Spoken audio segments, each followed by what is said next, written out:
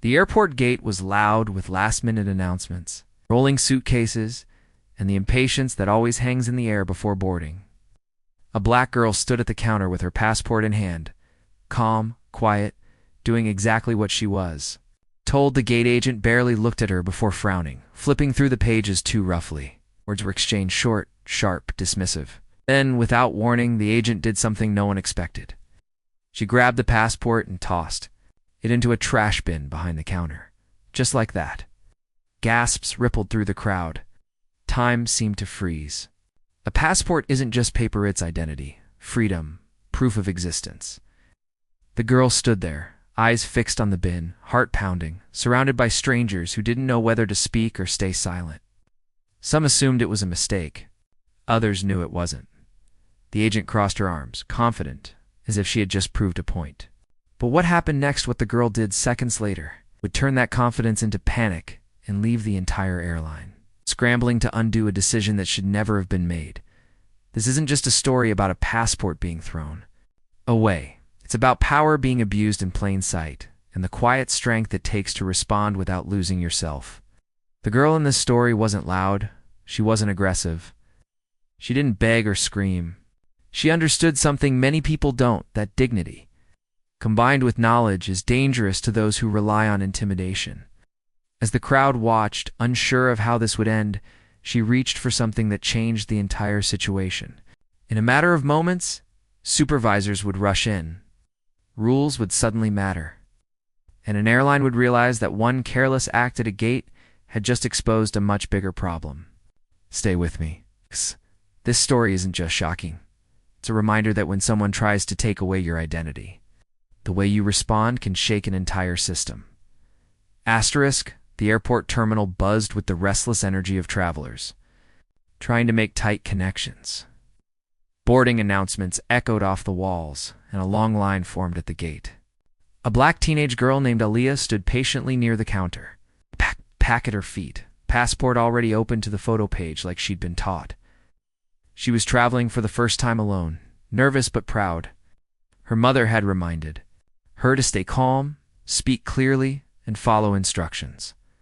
When it was her turn, she slid the passport forward with both hands. The gate agent barely glanced up, already irritated by delays. She flipped through the pages too fast, frowned, and asked questions in a sharp tone. Aaliyah answered politely, even when the questions felt unnecessary. People behind her sighed. The agent's irritation grew, as if Aaliyah's calm made her angrier. She muttered something about documents not being right and turned away. Aaliyah waited, confused, eyes following the passport. That's when the agent did it without warning, without explanation. She tossed the passport into a trash bin behind the counter. The sound was soft, but the shock was loud. Conversations stopped. Someone gasped. Aaliyah froze, her chest tightening as reality hit. Her passport or identity was gone. For a moment, no one moved. Aaliyah stared at the trash bin, trying to process what had just happened. Her ears rang. "Excuse me," she said quietly, her voice trembling despite her effort to steady it. "That's my passport." The agent didn't look at her. "You'll have to sort that out with customer service," she replied flatly, already calling the next passenger forward. "Man," Inline spoke up, "you can't just throw that away." The agent shot him a glare. "Sir, stay out of this." Aaliyah's hand shook as she stepped closer to the counter. "Please," she said, louder now. "I need that to travel." The agent finally looked at her, eyes cold. "You should have had proper documents," she snapped, as if that justified everything. Murmurs spread through the crowd. Someone pulled out a phone. Another passenger whispered, "That's illegal." Aaliyah swallowed hard. Panic threatened to rise, but she remembered her mother's words. "Don't let them see you lose control." She took a breath and stepped back, creating space. The agent smirked, mistaking silence for surrender. But Aaliyah wasn't done. She was thinking. And in that moment, she decided she would not beg, she would act. Aaliyah reached into her pocket and pulled out her phone. Her fingers still trembled, but her movements were deliberate. She opened an app her mother had insisted she install before the trip: secure cloud storage. With a few taps, she brought up scanned copies of her passport, visa, and boarding confirmation. She turned the screen toward the agent. I have copies, she said calmly. The agent barely glanced at them. Copies don't mean anything, she scoffed. Step aside. Aaliyah didn't move. I would like a supervisor, she said. Steady now, the agent laughed, short and dismissive. We don't have time for this. The crowd grew louder. Call a supervisor, someone said. She threw away a passport. The agent's face tightened. She picked up the phone. The counter spoke quickly and slammed it down. Security is on the way, she announced, like it was a threat. Aaliyah nodded. That's fine, she replied. The agent blinked, surprised by the lack of fear. Aaliyah began recording, not to provoke, but to protect herself. Ow. The phone low, capturing the counter, the trash bin, the agent's words. The balance of power shifted subtly. The agent sensed it and straightened, suddenly more aware of the eyes watching. Security arrived first, followed closely by a gate. The supervisor, whose expression changed the moment she heard what had happened. You did what? Supervisor asked. While security searched the bin, Aaliyah placed a call. She didn't cry. She didn't raise her voice. She explained what happened, clearly and calmly.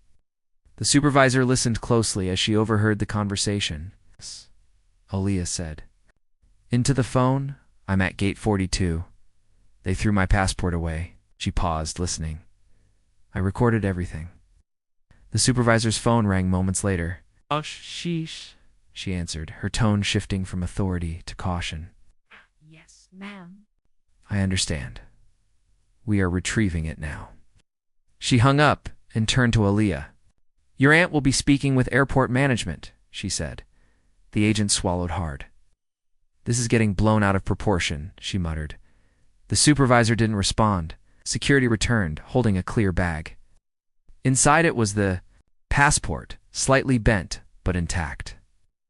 Aaliyah felt a wave of relief wash over her, but she kept her posture steady. The supervisor handed it to her with both hands. I'm sorry this happened, she said sincerely. Aaliyah nodded. Thank you. The agent opened her mouth to speak, then closed it.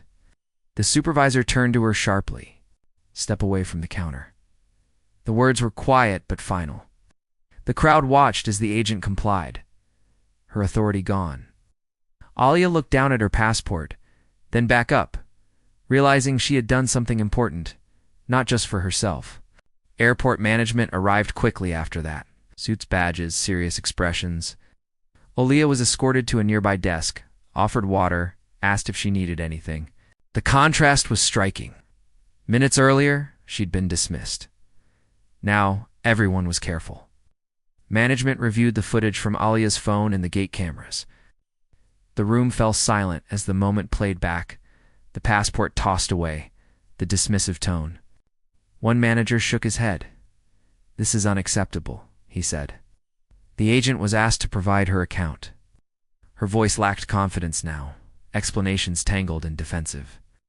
I was under pressure, she said. I thought that. Doesn't matter, the manager interrupted. You violated policy and federal guidelines. Aaliyah sat quietly, hands folded, listening. She wasn't there to punish, she was there for accountability. Her aunt arrived shortly after, professional and composed.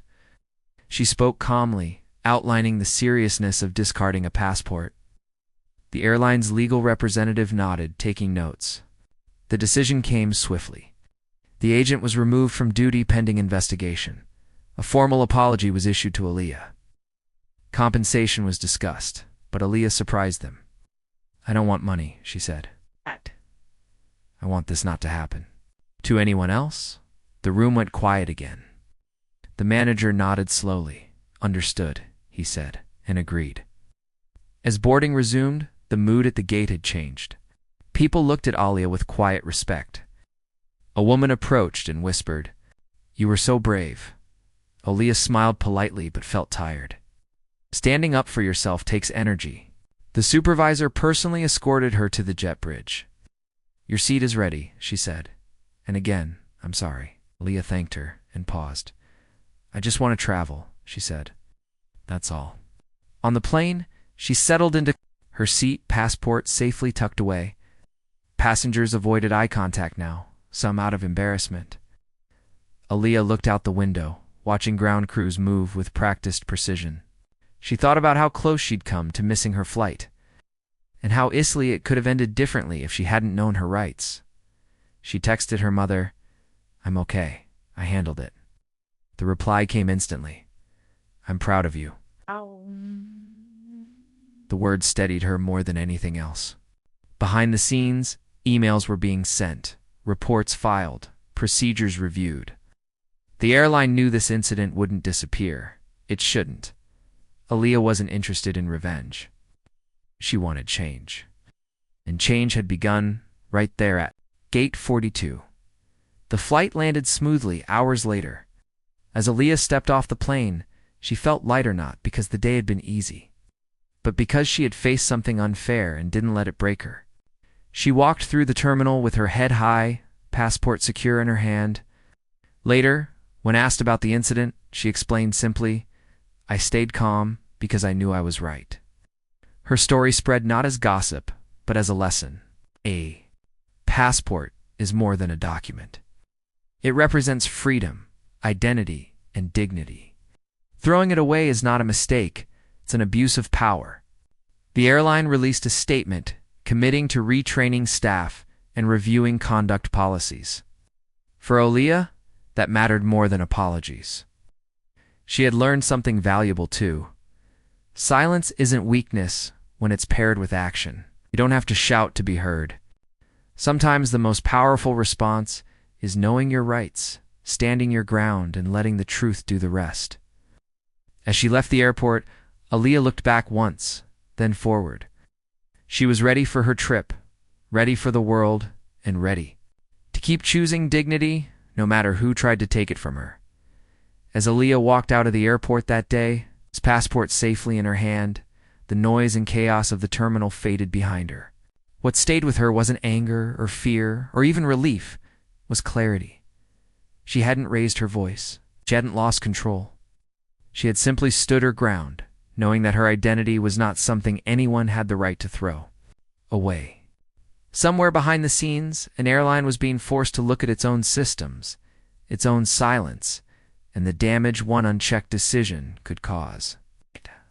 And somewhere at that gate, people who had watched without speaking would remember what happens when power is abused, and what it looks like when someone responds with calm strength instead of panic.